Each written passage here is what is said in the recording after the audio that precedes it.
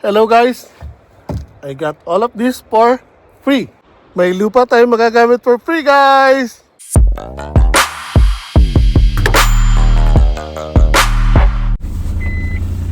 Hello guys, magandang hapon po sa inyong lahat. And ito, pauwi na tayo. Dito tayo sa farm. And gusto ko lang i-share sa inyo yung nangyari for today. So, grateful, thankful, very overwhelming na nga kung tutusin guys. Dahil kagabi pa lang nakatanggap tayo ng blessing na may isa tayong naging bagong kaibigan na napanood lang yung mga pinopost natin na video, and binigyan niya tayo ng seedlings ng sibuyas na pantanim. Isang box guys, isang box. Actually dito pa yung mga sibuyas. Wait.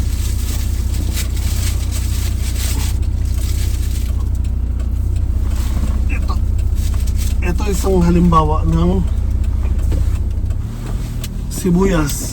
So, meron pang mas malalaki dito guys. Eh, mahaba no. So, again, si Sir Marcos, big shoutout sa iyo Sir Marcos. By chance napanood niya yung mga videos natin. Then, natuwa siya doon sa mga ginagawa natin na pagtatanim. Dahil andito rin sila sa Japan. And ganoon din ang ginagawa nila. Nagtatrabaho sila sa farm. And again, tuwa siya doon sa mga pinopost natin video. And nag-message siya sa akin. So actually December pa yung message niya na magbibigay siya ng sibuyas o yung seedlings. Pero that time nasa Pilipinas pa ako. So kababalik lang po natin dito sa Japan. And kagabi minessage ko siya. Then nagkita kami kagabi. Actually kala ko ilang piraso lang ibabalik, yung ibibigay niya, sorry. Pero nakita kami kagabi, isang kahon yung dala niya. And magaganda yung mga sibuyas. So tinanggap natin, although late na sa taniman ng sibuyas. Dahil now is January na, sobrang lamig na, nag-i-yellow na yung lupa. Pero yung variety ng sibuyas na binigay sa atin is pang taglamig or winter variety. So, okay lang for me sa tingin ko. Basta lalagyan ko lang siya ng takip yung mga garden beds natin o yung pagtataniman natin ng sibuyas na to. Basta lagyan lang natin ng cover. So I think magiging okay naman siya. So nakapagtanim na ako ng isang garden bed sang haba. Ang dami pa natira, mahigit kalahati pa guys. So yun yung isang blessing na natanggap natin this 2026. Ang pangalawa, so thankful guys. Unexpected.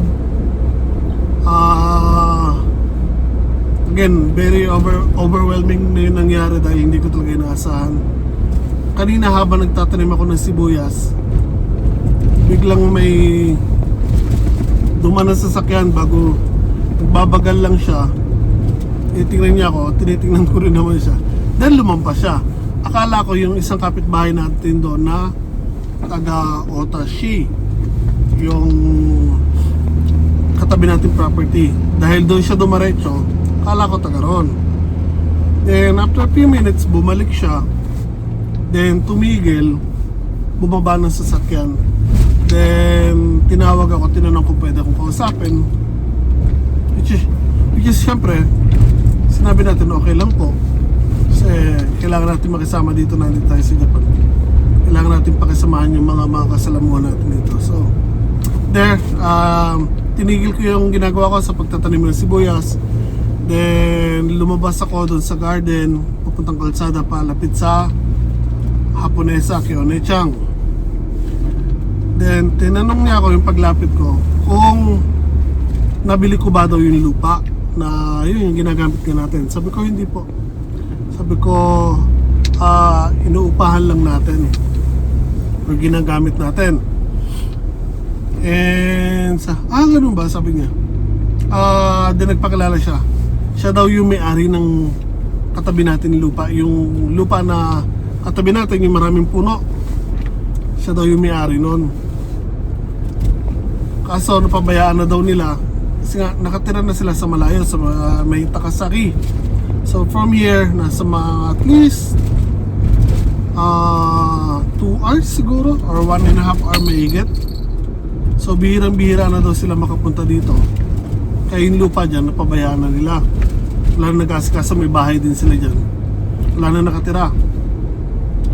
So yun, as it goes, habang nakipagkwento ko sa kanya, nung pagkakabanggit niya pa lang na siya yung may-ari ng lupa na katabi natin, bigla ko, sabi ko, yukata, sabi ko, matagal na namin kayo ginahanap.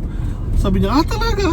Ayun. Tapos nagkwento kami, sabi niya, kung gusto daw namin, or gusto ko na gamitin yung lupa, okay lang daw.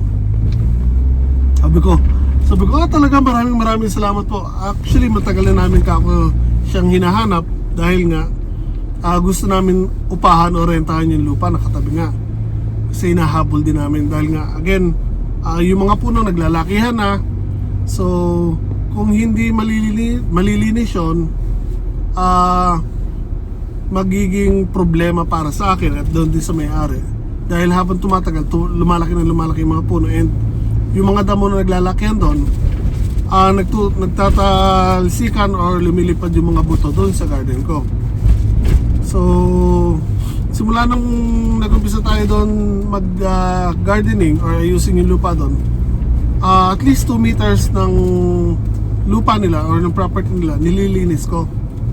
Kasi nga before, bago ko siya umpisa linisin, ang tataas ng damo nakatumba halos sa ginagamit natin na property. So sabi ko maraming salamat dahil matagal na rin po namin kayo hinahanap, dahil nga gusto rin namin sanang upahan yung lupa nyo o rentahan. Kasi nga balak namin na lawakan nga yung gagawin namin taniman. And sabi niya, kung gano'n, sige, gamitin niya. Kaya nga lang daw, yung nga sobrang sukal na, ang daming damo, may mga puno pa dahil nga matagal nang hindi ginagamit, napabayaan na. Pero kung gusto daw namin gamitin, okay lang daw. Gamitin lang namin hanggat gusto namin. Wala daw problema. So yun, nagkwentuhan lang kami, tagal namin nag-usap hanggang yung sa isang matanda doon may dumating din na lagi din para nagsasampo, yung naglalakad-lakad lang doon, na kapitbahay din natin na isa, matandang lalaki. Nagkwento kami na 3. Then again, yung property na katabi natin pinapagamit sa atin. So itang, which means isang pilapel, siguro nasa 300 yun, dahil usually ang isang pilapel dito is 300 square meters or less. Tapos yung kabila ng kalsada sa kanila rin, so bali nitang 2 pilapel. Kaya now yung 600 square meters na ginagamit nating lupa para taniman ay nadagdagan pa ng another 600 square meters. More or less, hindi ko alam yung saktong sukat niya, pero more or less 200-300 yun, kasi maluwag din siya. So kung matatandaan nyo, nabanggit ko before na nagbabalak tayo mag-apply din ng license ng Nogyo or farmer dito sa Japan. Pero to apply, kailangan muna nagtatanim ka dito sa Japan or nagbubungkal ka ng lupa, which is yun, may record na tayo last year. Nagpasa tayo ng papel doon sa munisipyo at sa Nogyo na ginagamit na natin yung lupa. So Ngayon, pang 1 year niya. So, kailangan natin bumuno ng 2 to 3 years para magkaroon ng record, din lalabas yung tax ng lupa na ginagamit natin. Then, doon pala tayo pwede mag-apply ng lisensya ng Nogyo or farmer dito. Pero,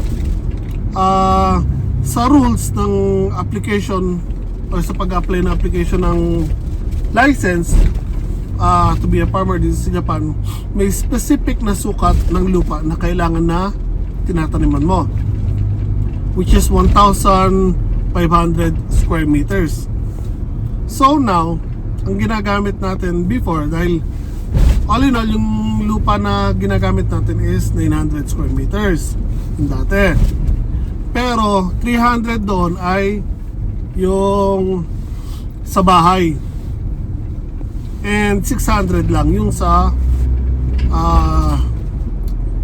farming or doon sa agriculture. So kulang pa tayo ng at least 900 square meters.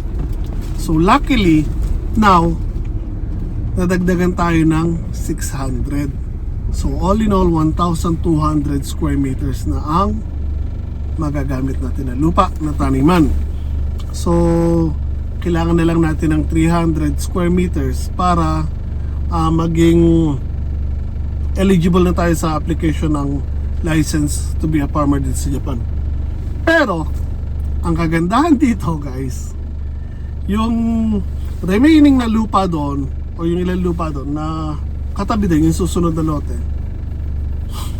kapitbahay nung matanda na nakipag-usap sa akin kanina, yung Haponesa.